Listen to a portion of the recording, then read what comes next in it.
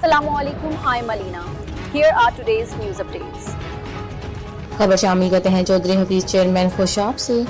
महकमा मौसमियात ने कराची में बारिश की खुशखबरी सुना दी। कराची समेत मुख्तलिफ इलाकों में बारिश की पेशन गोई की गई है। मुल्क में मानसून हवाओं का सिलसिला दाखिल हो गया, जिसके ज़ेरे असर कराची समेत सिंध के मुख्तलिफ इलाकों में बारिश का इम्कान जाहिर किया गया। महकमा मौसमियात के मुताबिक आज और कल कराची में मतला जज़वी या बरआलूद रहने, तेज हवाएं चलने और मुख्तलिफ इलाकों में बूंदाबांदी होने का इम्कान है। महकमा मौसमियात का कहना है कि जुमा 3 जुलाई को कराची में हल्की बारिश मुतवक्के है, जबकि घोट की सखर, लाड़काना, कंबर, शहदादकोट, जैकबाबाद और निशारो फिरोज में आंधी, गरज, चमक और बारिश का इम्कान है। दूसरी जानब सिंध के बेशतर देही इस्लाम में मौसम गर्म और खुश रहने की तवक्को है।